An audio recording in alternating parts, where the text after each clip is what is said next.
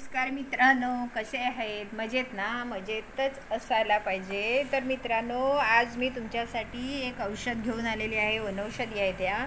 तर हे बघा, याला आपण ग्रामीण भाषेमध्ये वाई लिंबडी म्हणतो.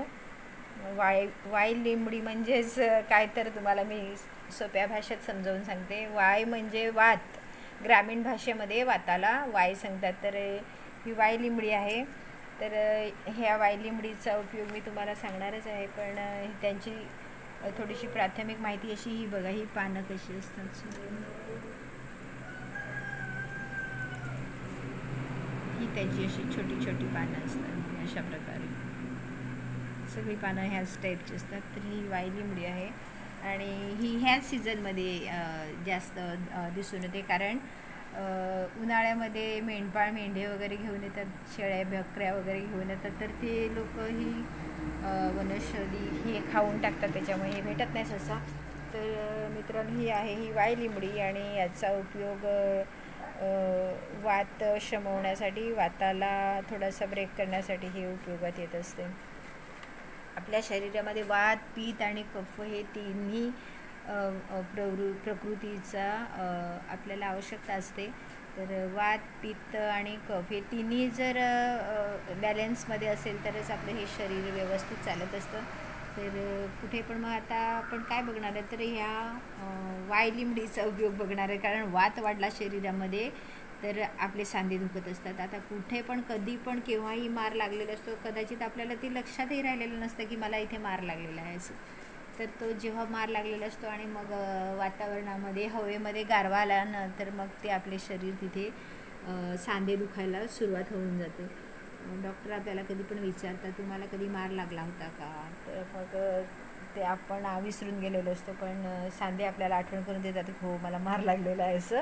तर मित्रांनो, ही आज मी वाई लिंबडी तुम्हाला खास ओळख करून देण्यासाठी घेऊन आलेली. ही अशी वाई लिंबडीची पानं आहेत आणि ह्याला मुळं कशी असतात, तर हे अखंड एकच मूळ असतं. त्याला आपण मराठीमध्ये सोटमूळ सांगतो. हे बघा, हे असं एकच आणि एवढंच खोल जात असते, जास्त खोल ही जात नाही. आणि त्यांची उंची ही एवढी आहे. ही बघा, ही एवढी उंची आहे त्याची.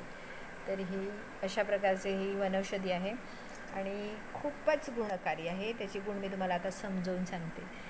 तर मित्रांनो, हे मी आज आमच्याकडे कामाला येतात त्यांना रिक्वेस्ट केली. भर पावसातच गेले ते बिचारे. म्हटलं मला आणून द्या दादा. तर ते घेऊन आले. भाऊ वगैरे जातात, पण त्यांना पण ना त्या थोडंसं लूज मोशन होतं, त्याच्यामध्ये गेले नाही. आणि ती जाऊन ना बिचाऱ्यांनी एवढी औषधं आणून दिली मला. तर ह्या औषधाचा उपयोगाला सुरुवात करूया आपण, कसा घेतात ते.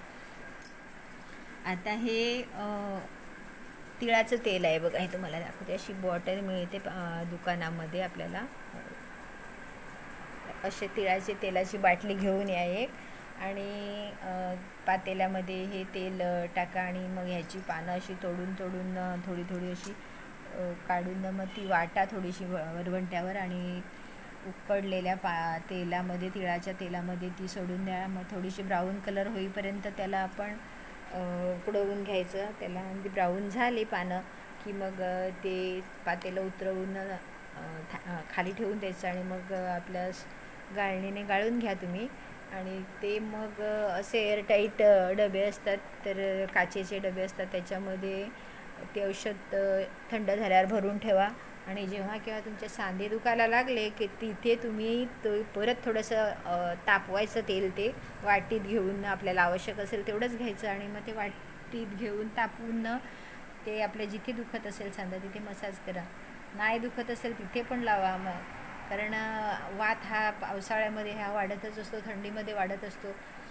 तर तिथे ते मसाज करा, त्याच्याने तुम्हाला रिलीफ मिळेल, आराम मिळेल. आपण काही गोष्टी पोटातून घ्यायला डॉक्टर्स देतात आपल्याला, पण इमर्जन्सीमध्ये आपण घेतो, पण घ्यावी पण लागतात काही वेळेला. तर पोटामध्ये मग ती सगळी हिस्ट्री आपण काही डॉक्टरांना सांगत नाही. तर कुठे कोणाला पोटामध्ये अल्सर वगैरे पण झालेला असतो, मग ती जी वात शमवण्यासाठी जी औषधं दिलेली असतात, तर त्याचा त्या आतमध्ये जखमा झालेल्या असेल तिथे त्याच्यावर ते वाईट परिणाम करत असतात. तर ते मग नुकसान आहे. म्हणून हे बाह्यलेपन करायचं, बाह्य मसाज करायचा, त्याच्याने आपल्याला वात थांबतो. आणि दुसरी गोष्ट म्हणजे हेच औषध बंद करून ठेवून द्या. मग हे झालं सांधेदुखीसाठी दिलेलं औषध आहे. दुसरी गोष्ट म्हणजे ह्याच औषधाची सगळी पानं तोडायची आणि परत ती वरवंट्यावर वाटून घ्यायची आणि ती वाटल्यानंतर मग ते 3 ग्लास असं पाणी घ्या. असे हे 3 ग्लास असे पाणी घ्या पातेल्यामध्ये आणि ते उकडवत ठेवा आणि त्याच्यामध्ये हे वाटलेले पानं आहेत याची वायलिंबडीची ती त्याच्यामध्ये सोडा आणि ती पण अशीच उकळवून घ्या. आणि उकळवून झाल्यानंतर 3 ग्लास पाण्याचे 1 ग्लास होईपर्यंत तुम्ही वेट करा आणि मग ते झालं की मग ते गॅस बंद करून तुम्ही ते ठेवून द्या. आणि मग त्याला परत तीच प्रोसिजर आहे. एअरटाईट काचेचीच बाटली असावी जेणेकरून प्लॅस्टिकचा दुरुपयोग आपल्या शरीरामध्ये इंटॅक्टमध्ये होणार नाही.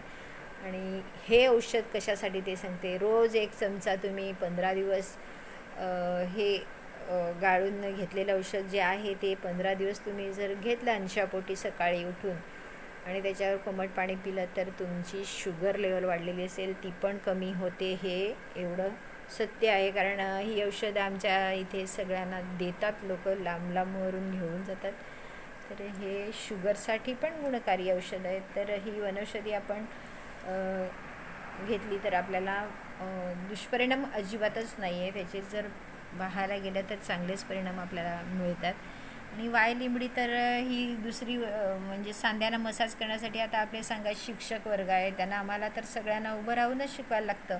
आणि उभं राहून शिकवल्यानंतर सांधे आपले पायाचे सांधे असतात, मोस्टली पायाचे हाताचे, कारण आपण हातवारे करत असतो शिक्षक वर्ग.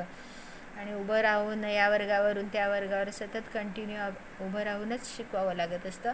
त्याच्यामुळे सांध्यांवर ताण येत असतो आणि मग त्या ताणातून वेदना आपल्याला करावे लागतात. हे शिकून झाल्यानंतर प्रवास जर असेल तर त्या प्रवासातून सुद्धा अजून त्रास होत असतो. म्हणून हे तिळाच्या तेलामध्ये बनवून रेडी करून ठेवलेलं असेल तर मग ते आपल्याला सांध्याला लावायला बरं. निदान तुम्ही लावून बघा आणि तुम्ही बघा रात्री तुम्हाला झोप नाही चांगली लागली तर माझं नाव नाही. कारण हे एक तर तीळ आहे, हे वातनाशकच आहे. तीळ हे